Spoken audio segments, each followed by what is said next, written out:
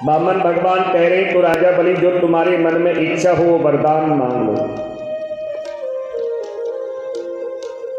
वैसे भी बोले हमने सुतल लोक का राज तुम्हें पहले ही तैयार करके रखा। कहते इंद्र के वैभव से भी ज्यादा राजा बलि का वैभव है सुतल लोक का राज। तो राजा बलि हाथ जोड़ करके कह रहे हैं प्रभु मुझे कुछ वरदान नहीं चाहिए, और यदि आप वरदान देना ही चाहते हो तो बस एक वरदान दे दो कि जब भी मैं महल में प्रवेश करूं और महल से बाहर निकलूं तो मैं द्वार पर आपके दर्शन करूं। भगवान बोले कि इसका मतलब तो यह हुआ कि हम तुम्हारे द्वारपाल बनेंगे। बोले महाराज मैंने ये तो नहीं कहा। कहते हैं आए थे राजा बलि को छलने के लिए, अब यहां स्वयं श्रीमान जी चल गए। तो एक बोले अब ये नारायण प्रभु राजा बलि के द्वारपाल बन गए। इधर बैकुंठ खाली। लक्ष्मी जी चिंतित हो रही है कि मेरे स्वामी कहां चले गए। तो इतने में देव ऋषि नारद जी का आगमन होता है बैकुंठ में। माता लक्ष्मी जी नारद जी से पूछ रही है महाराज ये बताइए हमारे स्वामी कहां चले गए। बोले माता जी आपको पता है राजा बलि को यहाँ छलने के लिए गए थे लेकिन स्वामी चले गए। उस समय बोले इस समय वो राजा बलि के द्वारपाल बनकर के बाहर खड़े हैं। अब तुम ही जाओ और राजा बलि से वापस लेकर के आओ। तो लक्ष्मी जी ने अपना स्वरूप बदला, राजा बलि के यहां आई और राजा बलि ने लक्ष्मी जी को बोले धर्म की बहन बनाई। जैसे ही रक्षाबंधन का त्योहार आया राजा बलि की रक्षा सूत्र बांधा। राजा बलि ने कहा बहन तेरे मन में जो इच्छा है सो मांग ले। बोले भैया मैं कहूंगी जो दोगे। बोले हाँ बहन एक बार मांग कर तो देख। तो बोले बहन ने लक्ष्मी जी ने कहा बलि से बोले भैया मुझे कुछ नहीं चाहिए लेकिन जो तुम्हारा ये द्वारपाल है ना ये मुझे चाहिए। कहते हैं कि एक रूप से मेरे गोविंद नारायण प्रभु बैकुंठ में रहते हैं और एक रूप से बोले आज भी राजा बलि के द्वारपाल बनकर के खड़े।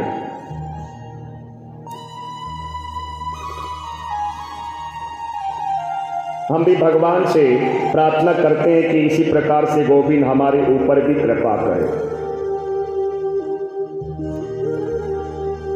मेरे जर्जर है पाव समालो हरि, मेरे जर्जर है पाव समालो हरि, मेरे जर्जर है पाव समालो हरि,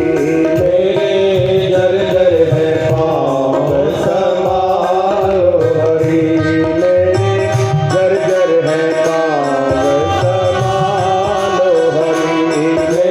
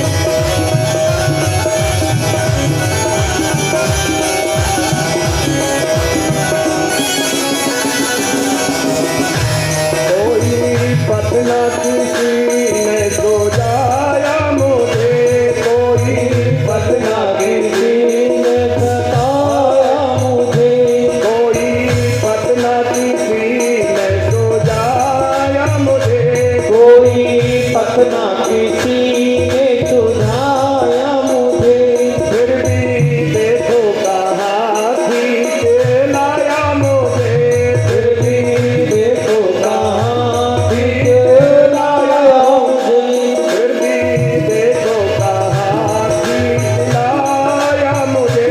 फिर भी देखो कहाँ खींच लाया मुझे।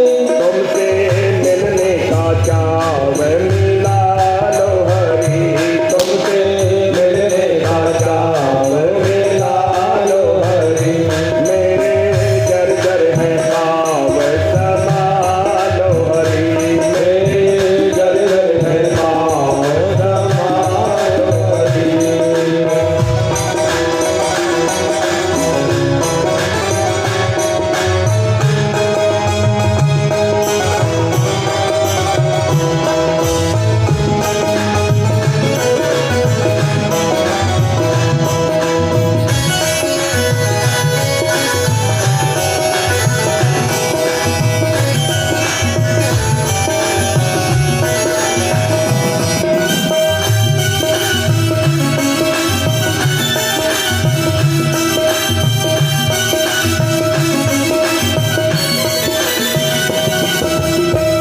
मन मन को मुरली का धोने का सहारा मिले, मन को मुरली की धुन का सहारा मिले, मन को मुरली की धुन का सहारा मिले। मन को मुरली की धुन का सहारा मिले। तुमको यमुना में शीतल किनारा मिले, तुमको यमुना का शीतल किनारा मिले, तुमको यमुना का शीतल किनारा मिले। तुमको यमुना की शीतल किनारा मिले। हमको वृंदावन धाम बसा लो हरी, हमको वृंदावन धाम बसा लो हरी। मेरे जर्जर है पाव संभालो हरी, मेरे जर्जर है पाँव संभालो हरी। अपने चरणों की छाव बिता लो हरी, अपने चरणों की छाँव बिठा लो हरी। मेरे जर्जर है पाव संभालो हरी, मेरे जर्जर है पाव संभालो हरी, मेरे जर्जर है पाव संभालो हरी। अपने चरणों की छाव बिठा लो हरी, अपने चरणों की छाव बिठा लो हरी। मेरे जर्जर है पाव संभालो हरी। बोलिए वृंदावन बिहारी लाल की जय। जय जय श्री राधे।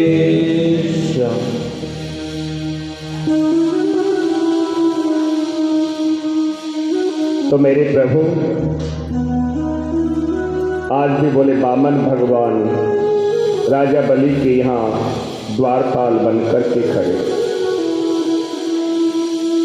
और लक्ष्मी जी ने मेरे नारायण प्रभु को बोले बैकुंठ में लेकर के चली गई।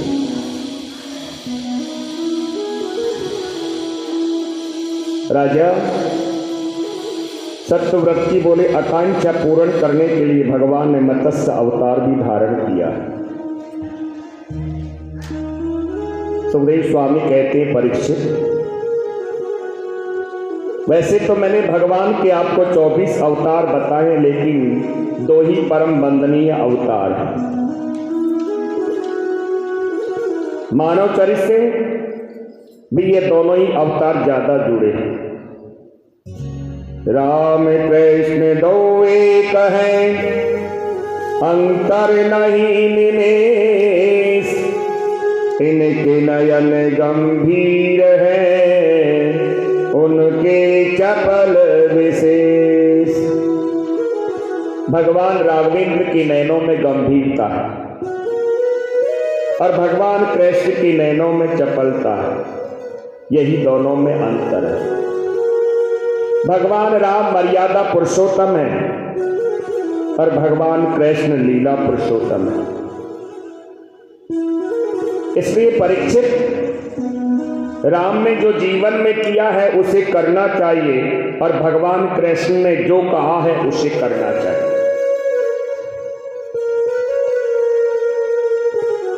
परीक्षित, मैं तुम्हें राम कथा सुनाऊंगा, लेकिन राम कथा इतनी महान कथा है, यदि मैं आपको बोले विस्तार से सुनाने लग गया तो कृष्ण कथा नहीं सुना पाऊंगा।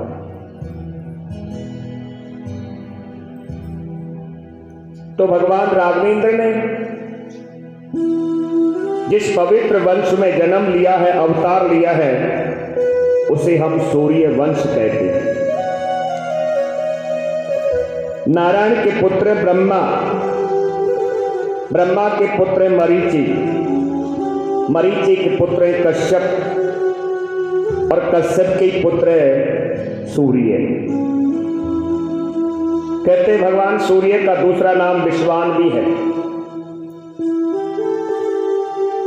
और सूर्य के जो पुत्र है उसे हम वैवस्त्र मनु कहते हैं। और वैवस्त्र मनु के पुत्र हुए प्रद्युम्न। बोले एक बार क्या हुआ, जो मनु महाराज के वैवस्त्र मनु के जो पुत्र हैं प्रद्युम्न, बोले यह एक बार क्या हुआ, गलती से बोले शिव जी के आश्रम में चले गए। और शिव जी के आश्रम में चले गए तो बोले ये स्त्री बन गए। स्त्री बन गए। राजा परीक्षित तुरंत बोल पड़ा, बोले गुरुवर, पुरुष स्त्री कैसे बन गया? ये बात मेरी थोड़ी समझ में नहीं आई।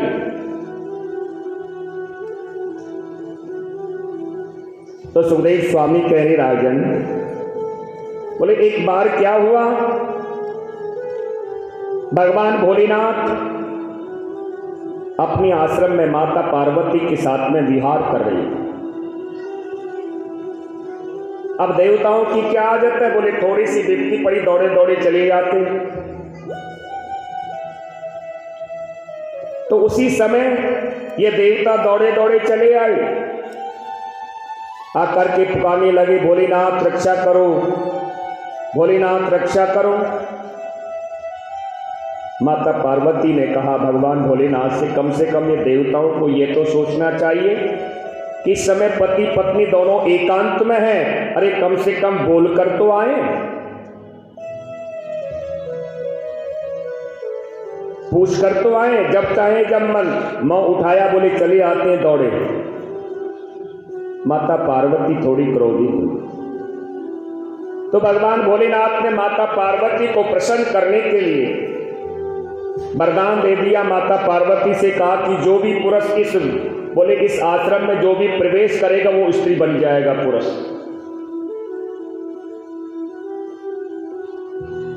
तो ये वैवस्त्र मनु महाराज के जो पुत्र हैं वो गलती से उस आश्रम में प्रवेश कर गए और वो स्त्री बन गई। और जब स्त्री बन गई तो इधर वैवस्त्र मनु जी को बोले चिंता हुई। गुरुदेव से आकर के कहा, गुरु वशिष्ठ जी ने बोले ध्यान लगा करके देखा तो बोले वैवस्त्र मनु के पुत्र तो स्त्री बन गए। तो गुरु वशिष्ठ जी ने भगवान भोलेनाथ की तपस्या की प्रसन्न किया। बोले महाराज ये राजा का वंश तो आगे तो चलना चाहिए। तो भगवान भोलेनाथ ने कह दिया, बोले हमारा दिया हुआ वचन झूठा नहीं हो सकता, लेकिन थोड़ा ऊपर नीचे कर सकते, एर फेर कर सकते। बोले 6 महीने पुरुष रहेगा और 6 महीने स्त्री रहेगा।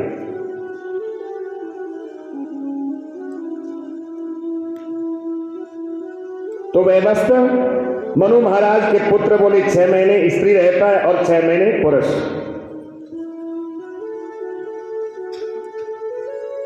अब इनके बोले 10 पुत्र, उनमें से उनके पुत्र का नाम है सरयाती। सरयाती वैवस्त्र मनु के सरयाती नाम के जो पुत्र है उनके ये परम सुंदर एक कन्या ने जन्म लिया। और उस कन्या का नाम है सुकन्या। एक बार राजा अपनी सेना लेकर के बोले वन से प्रस्थान कर रहे थे, तो बीच वन में चंवन ऋषि का आश्रम पड़ गया।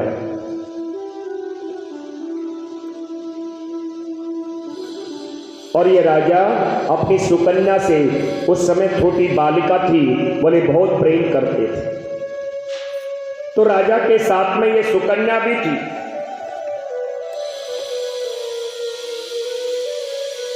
अब ये कन्या को लेकर के बोले रात्रि में वहीं ठहरे हुए। अब शिवर बोले सैनिकों ने जैसे ही शिविर लगाए, तंबू ताड़े, अब ये बालिका थोड़ी बालिका थी तो खेलने लग गई।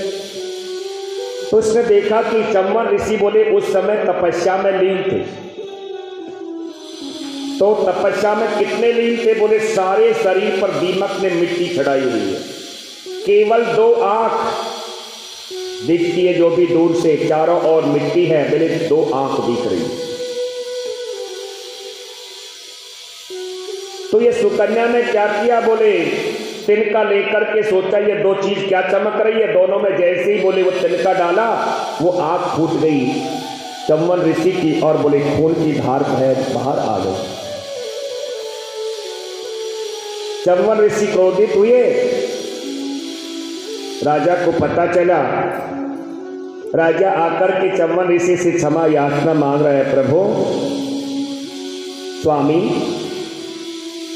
महाराज क्षमा करना, ये बालिका छोटी है, बाल चपलता के कारण बोले ये दोनों आपकी आंखें फोड़ दी, क्षमा करो। चंवन ऋषि कह रहे लेकिन हम बूढ़े तो वैसे ही हो गई, हमारी दोनों आंख फूट गई, अब हमारी सेवा कौन करेगा? चंवन ऋषि ने कहा ठीक है राजन, हम तुम्हें एक ही बात पर, एक शर्त पर क्षमा कर सकते। कैसी शर्त? बोले ये तुम्हारी जो सुकन्या है इसका विवाह हमारे साथ में कर दो। अब राजा न चाहते हुए भी यदि विवाह नहीं करता है तो श्राप देगा, तो भस्म हो जाएगा। न चाहते हुए भी अपनी सुकन्या का विवाह चंवन ऋषि के साथ में कर दिया और राजा वहां से चला गया। अब यह सुकन्या क्या करती बिचारी, अपने पतिदेव चंवन ऋषि की सेवा कर रही है। इधर अश्विनी कुमारों के मन में विचार आया कि अभी तक हमको यज्ञ में कोई भाग नहीं देता, यज्ञ में हमारे लिए कोई स्थान नहीं देता। हाँ, चंवन ऋषि एक ऐसे ऋषि हैं, यदि वो चाहे तो हमें यज्ञ में भाग मिलना प्रारंभ हो जाए। अब दोनों अश्विनी कुमार आई चंवन ऋषि के पास में आकर के क्षमा याचना मांगी। कहा महाराज आप हमें यज्ञ में भाग दिला दीजिए। चंवन ऋषि ने कहा कि तुम तो शास्त्र के, बोले रसायन शास्त्र के ज्ञाता हो, औषधियों के ज्ञाता हो, एक काम करो, बोले हमें युवा भी बना दो, हमारी ये दोनों आंखें भी ठीक हो जाए तो हम तुम्हें यज्ञ में भाग दिला देंगे। अश्विनी कुमारों ने कहा ठीक है महाराज। तो उन्होंने अपने बोले एक जल का निर्माण किया, सरोवर का, उसमें सारी औषधियों का दोहन किया और चंवन ऋषि का हाथ पकड़ा और गोता लगाया। अब चंवन ऋषि 20 वर्ष के बन गए, परम सुंदर, दोनों आंखें भी ठीक हो गई और अश्विनी कुमारों को चंवन ऋषि ने यज्ञ में भाग दिला दिया। इधर राजा सोच रहा है कि मैं मेरी छोटी सी कन्या को उस बुड्ढे से, बोले बिल्कुल जर्जर चंवन ऋषि के साथ में विवाह कर दिया। अब तो वो चंवन ऋषि भी मर गया होगा, न जाने मेरी कन्या कहाँ भटक रही हो। एक बार मैं देखो तो सरू आश्रम में जाकर के वो जीवित है कि नहीं। अब बोले जैसे ही राजा आया देखा तो वहां सुकन्या और वो परम सुंदर बने हुए युवा चंवन ऋषि उनके साथ में बैठी बैठी वार्तालाप कर रही थी। राजा देखकर के आग बबूला हो गया। मन में सोचा ये सुकन्या ने चंवन ऋषि को मार दिया कि किसी पराये पुरुष के साथ में रह रही है, और आकर के बोले बोलना चारण कर दिया सुकन्या से कहने लगा, बेटी तूने अपने कुल को कलंक कर दिया, तुझे शर्म नहीं आई? बोलता चला जाए। सुकन्या हाथ जोड़ करके कहने लगी, पिताजी एक बार मेरी सुन तो लीजिए। तो राजा को जैसे ही सुकन्या ने सारी बात बताई, अब राजा भी प्रसन्न हो गए।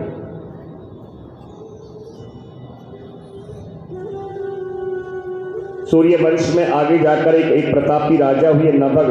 नभग के हैं नाभाग और नाभाग के पुत्र हैं अम्बरीश। अम्बरीश महाभागा, यह भी भगवान के परम भक्त हैं।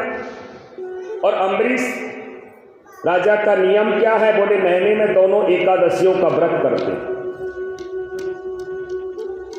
चक्रवर्ती राजा है, भगवान की बोले जो चरणों में पुष्प चढ़ाते हैं, जो भी चढ़ाते बोले अपने हाथों से तोड़ करके ला करके चढ़ाते, स्वयं भगवान की अपने हाथों से सेवा करते। अब बताओ, राजा के पास में कोई नौकर चाकर सेवकों की दासी दासों की कोई कमी थोड़ी है। एक बार क्या हुआ, दुर्वासा ऋषि बैकुंठ लोक में गए।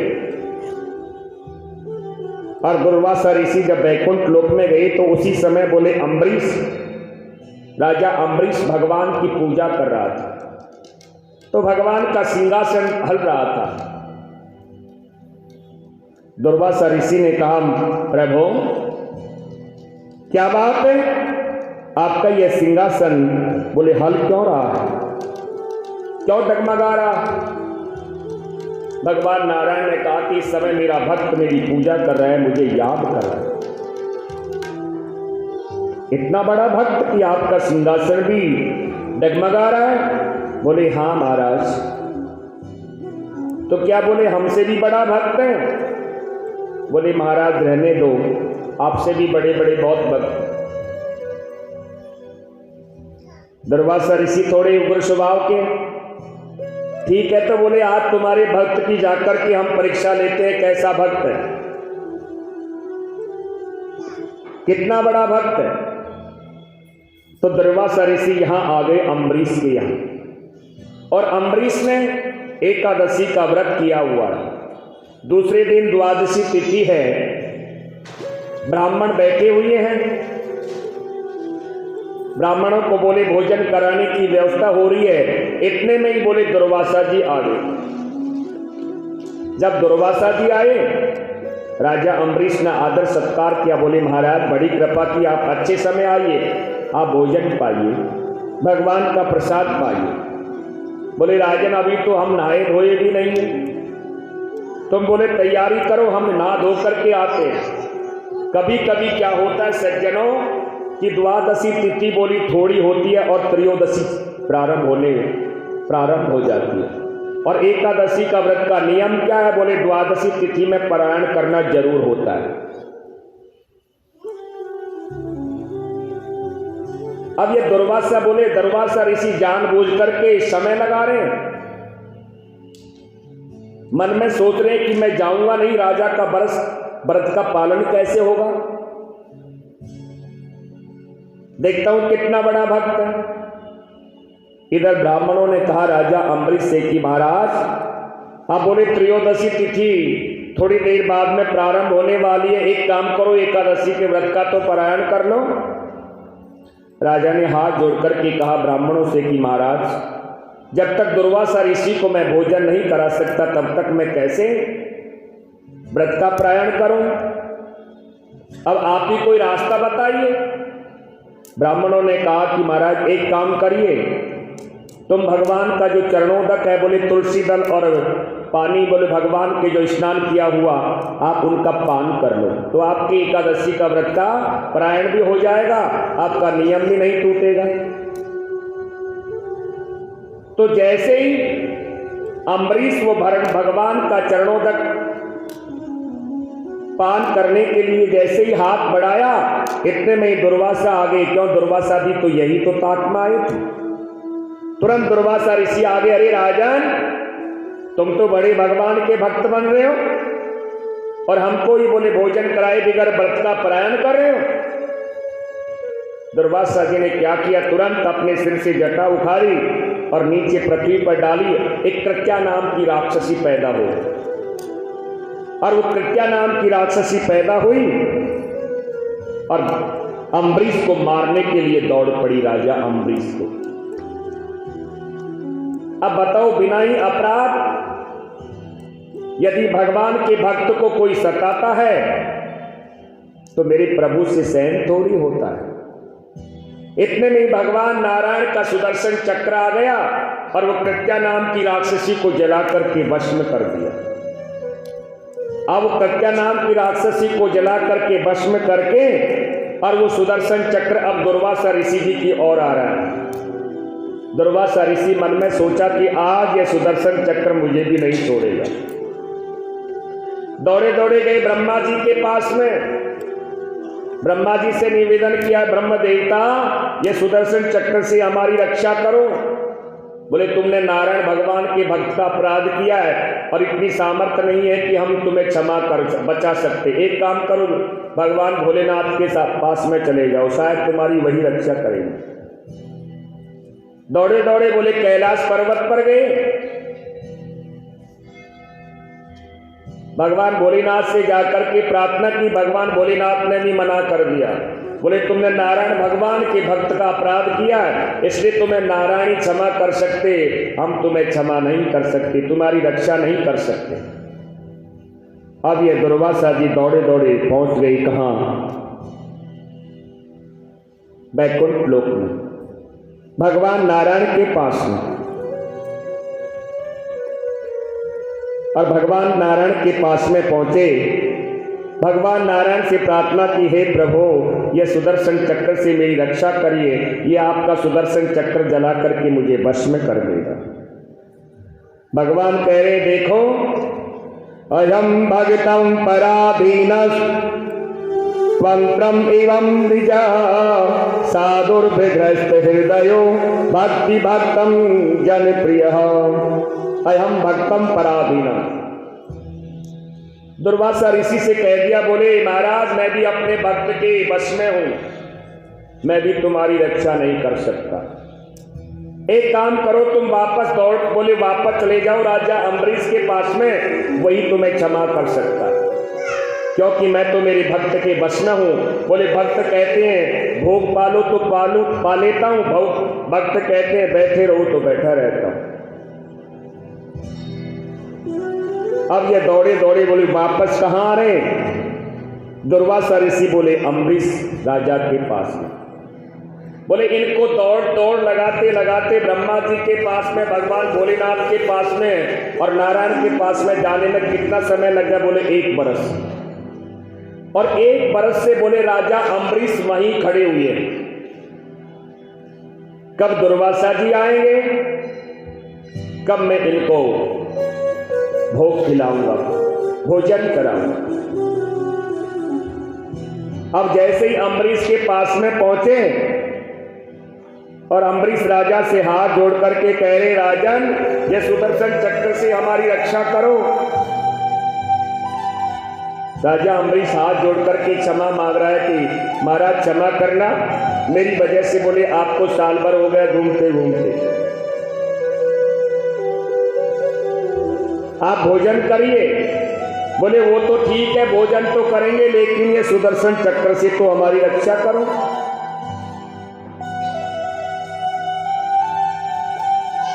तो राजा अम्बरीश ने हाथ जोड़ करके कहा कि भक्त और भगवान में मैंने कभी भेद नहीं जाना, संत में भगवान में मैंने कभी भेद नहीं जाना, और यदि भेद नहीं जाना मैं भगवान का सच्चा भक्त हूं तो बोले ये सुदर्शन चक्र शांत होकर के वापस वैकुंठ लोक को चला जाए।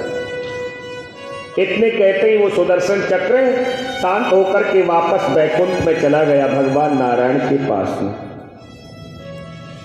दुर्वासा जी कह रहे अहो अनंत दासानम महतम दुष्टम पदवे रतोपि यदम राजा मंगलानि समीहसे।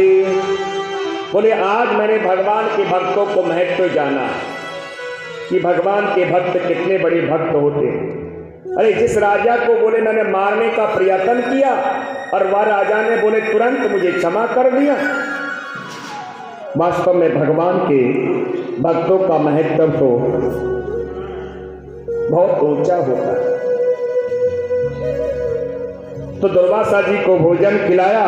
दुर्वासा जी बोले भोजन करके और राजा को आशीर्वचन देकर के और वहां से चले गए।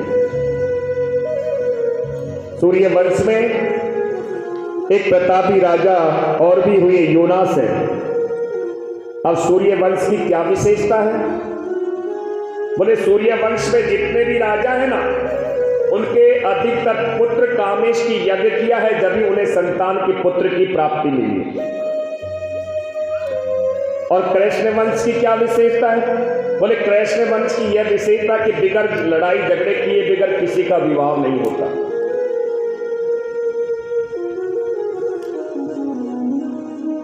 तो राजा योनास के बोले कोई संतान नहीं। तो राजा योनास ने पुत्र कामेश की यज्ञ किया। और यज्ञ कौन करा रहे हैं? बोले गुरु वशिष्ठ। अब यज्ञ में बोले कलश में अभिमंत्रित जल रखा हुआ है। बोले उस जल को जब राजा योनास की पत्नी पिएगी और तब उससे पुत्र उत्पन्न होगा। तो भक्तों क्या हुआ? यज्ञ चल रहा था, एक दिन रात्रि का समय था और राजा योनास को बड़ी जोर से प्यास लगी। चारों तरफ नजर डाल करके देखा, कहीं पानी नहीं मिला। अब आपको पता है प्यासा मरता आदमी क्या करेगा? वो सब कुछ भूल जाता है, मान मर्यादा। तो राजा योनास ने क्या किया? बोले जो पत्नी के लिए अभिमंत्रित जो जल था, वो जल का कलश लेकर के स्वामी पान कर लिया, पी गए। सुबह गुरु वशिष्ठ जी ने आकर के देखा, राजा योनास से कहा, राजन ये क्या हुआ? ये अभिमंत्रित जल किसने पान कर लिया? बोले महाराज क्षमा करना, रात्रि में मुझे बहुत जोर की प्यास लगी और मैंने इसका पान कर लिया। गुरु वशिष्ठ जी ने कहा, राजन गड़बड़ हो गई। क्या हुआ महाराज? बोले मंत्र शक्ति का प्रभाव कहां लेकर के जाओगे? जो काम बोले तुम्हारी पत्नी को करना था वो काम अब तुम्हें करना पड़ेगा। बोले तुम्हारे उधर से ये बालक जन्म लेगा। तो राजा योनास के बोले पेट को चीर करके वो बालक निकाला। अब वो बालक रोना प्रारंभ कर दिया, दूध किसका पिए? इतने में बोले इंद्र आया और इंद्र ने अपनी अमृत वर्षनी बोले तर्जनी अंगुली उस बालक की मुख में दे दी, कह दिया कि ये मेरा दूध पान करेगा। इसलिए उस बालक का नाम पड़ गया मानधाता।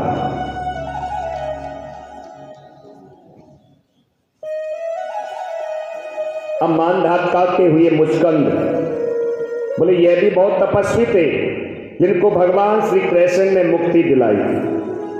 इन्हीं मानधाता महाराज के वंश में आगे जाकर के उत्तरदेव, त्रिशंकु और इसी वंश में आगे जाकर बोले महाराजा हरिश्चंद्र हुए, सत्यवादी हरिश्चंद्र। आप सब कोई जानते हैं, जिन्होंने सत्य पालन के लिए बोले अपना सब कुछ सर्वस्व बलिदान कर दिया।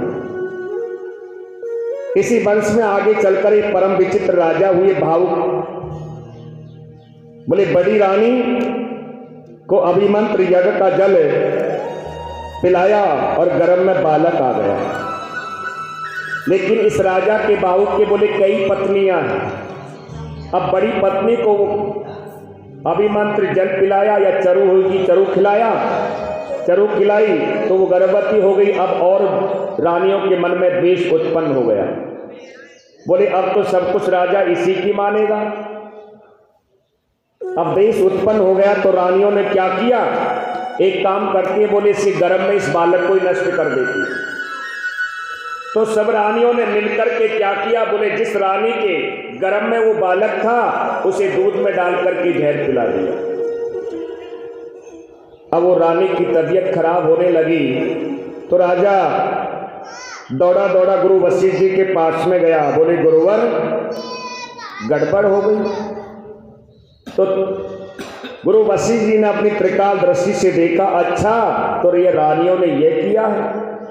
कहते हैं कि अपनी मंत्र शक्ति के द्वारा उस जहर की पोटली बना करके और उस बालक के सिर पर रख दी। जब वो बालक का जन्म हुआ तो जहर सहित बालक का, वो पोटली सहित बालक का जन्म हुआ, इसलिए इस बालक का नाम पड़ गया सगर।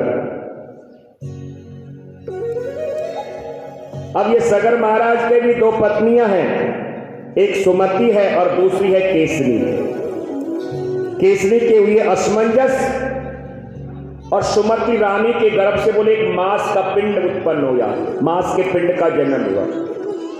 रानी को क्रोध आ गया सुमति को, उसने क्या किया, उसके 60,000 टुकड़े कर दिए और वो 60,000 पुत्र बन गए सगर के। राजा सगर ने एक बार अश्वमेध यज्ञ किया और उस अश्वमेध यज्ञ के घोड़े को बोले चुरा करके इंद्र ले गया और इंद्र ने ले जा करके क्या किया उस घोड़े का, बोले उस घोड़े को ले जा करके भगवान कपिल देव के आश्रम में बांध दिया। सगर ने अपने पुत्रों को आदेश दिया, अब जो ये 60,000 पुत्र हैं बोले ढूंढना प्रारंभ किया, बोले पृथ्वी को इतनी खोदा सागर बना दिया।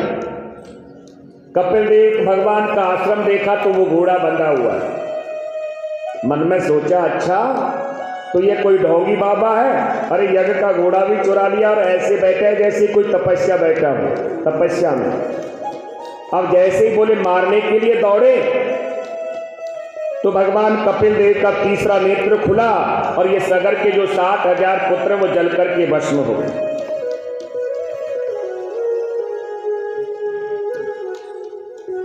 अब जल करके भस्म हुए तो जो सगर का दूसरा बोले दूसरी रानी का जो पुत्र है असमंजस, असमंजस ने बोले भगवान कपिल की बहुत भक्ति की, प्रसन्न किया। भगवान ने कपिल ने कहा यदि तुम अपने भाइयों की सदगति करना चाहते हो तो एक काम करो, बोले ब्रह्मा जी जो ब्रह्मलोक में कमंडल में जो गंगा जी है, और यदि गंगा जी को तुम ला सकते हो इस धरा पर, और वो जैसे ही बोले तुम्हारे इन भाइयों की भस्म को स्पर्श करेगी इनकी सदगति हो जाएगी।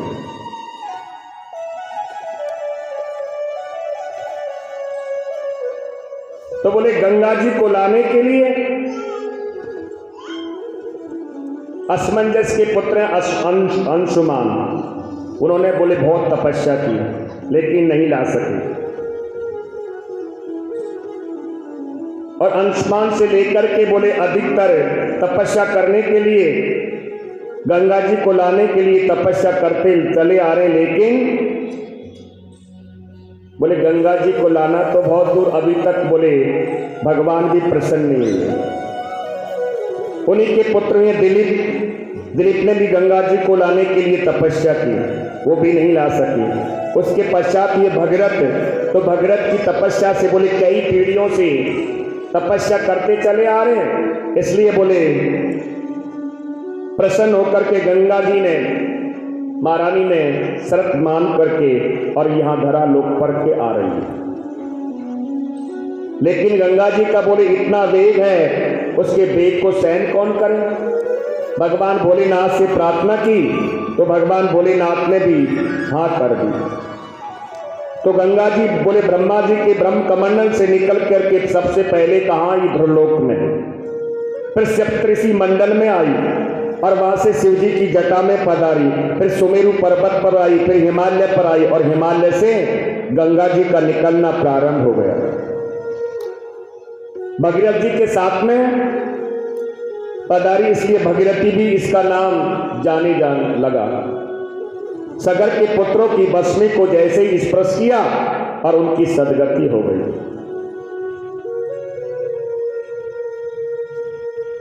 इसी वंश में, भगीरथ जी के वंश में आगे जाकर के खटवांग नाम के राजा हुए, फिर उनके दीर्घ बाहु और दीर्घ बाहु के रघु। कहते हैं कि अभी तक तो यह वंश सूर्य वंश के नाम से जाने जाता था, लेकिन राजा रघु हुआ तो अब रघु के नाम से जाने लगा। अब इनके बोले एक नाम और पड़ गया, अब सूर्यवंश की जगह रघुवंश हो गया। रघुवंश के नाम से प्रसिद्ध हो गया। और इसी वंश में जाकर के बोले महाराजा दशरथ हुए। थोड़ी सूक्ष्म कह रहा हूं क्योंकि समय कथा आगे भी बहुत है। बोले राजा दशरथ रघु के अज है और अज के हैं दशरथ। तो राजा दशरथ जी के भी बोले 3 रानियां हैं और 3 रानियां हैं, लेकिन बोले किसी से अभी तक कोई संतान उत्पन्न नहीं हुई है। तो राजा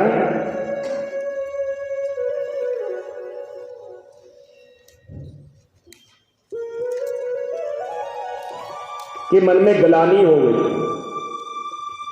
दशरथ जी मन में सोच रहे हैं कि बुढ़ापा आ चुका, लेकिन अभी तक कोई संतान की हमें प्राप्ति नहीं हुई है।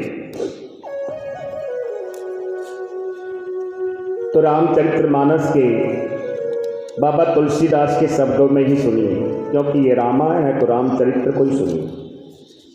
एक बार भूपति मन माही, एक बार भूपति मन माही, गलाली मो बेसुध नारी, गलाली मो बेसुध नारी, गलाली मो बेसुध नारी। बोल है गया हो तुरत नहीं पाला, गुरु गया हो तुरंत नहीं पाला, करने लागे कर विनय विशाला, शरण लागे कर विनय विशाला। तो गुरुवती जी के पास में राजा दशरथ जी जाते हैं, चरणों में प्रणाम करके कहते हैं गुरुवर अभी तक कोई संतान की प्राप्ति, पुत्रों की प्राप्ति नहीं हुई। तो गुरु वशिष्ठ जी कह रहे राजा दशरथ से कि महाराज चिंता मत करिए, धरहु धीर हो यही सिर तो चारी, धरहु धीर हो यही सुतचारी, ध्रुवन विदित भजन भयारी, ध्रुवन विदित भजन भयारी, ध्रुवन विदित भजन भयारी।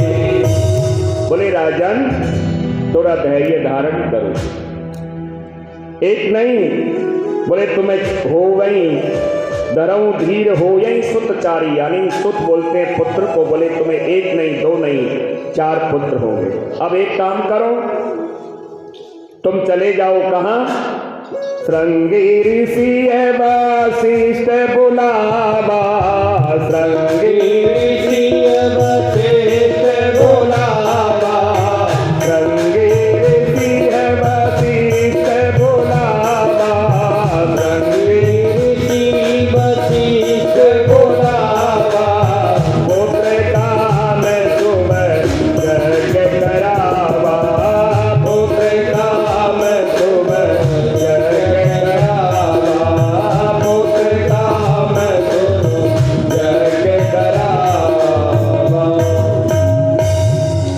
तो पुत्र कामेश की यज्ञ श्रृंगी ऋषि ने कराया।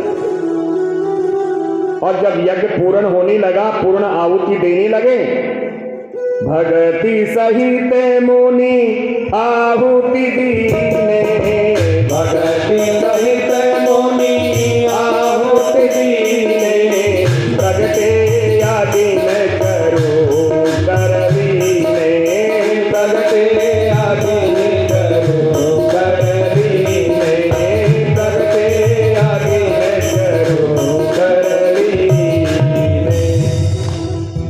तो जैसे ही पूर्ण आहुति दी तो अग्निदेव प्रकट हुए और एक बोले खीर का चरु लेकर के उत्पन्न हुए, प्रकट हुए। और राजा दशरथ जी को वो चरु दे दिया।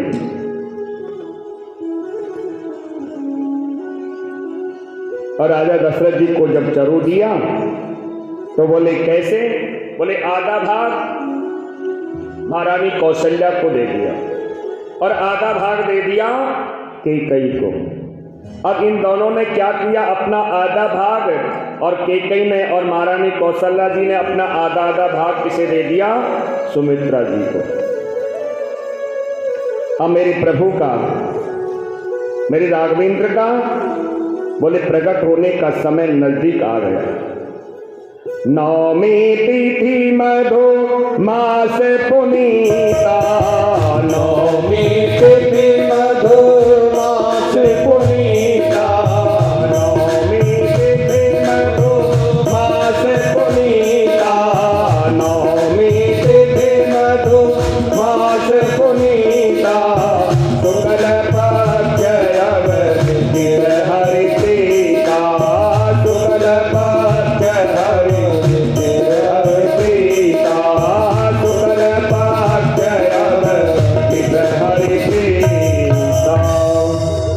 चैत्र का महीना, नौमी तिथि, अभिजीत मुहूर्त और ठीक दिन के 12 बजे भगवान राघवेंद्र ने जन्म ले लिया। बोलिए रामलला की जय हो। ऐसी सुंदर मनोहर झांकी है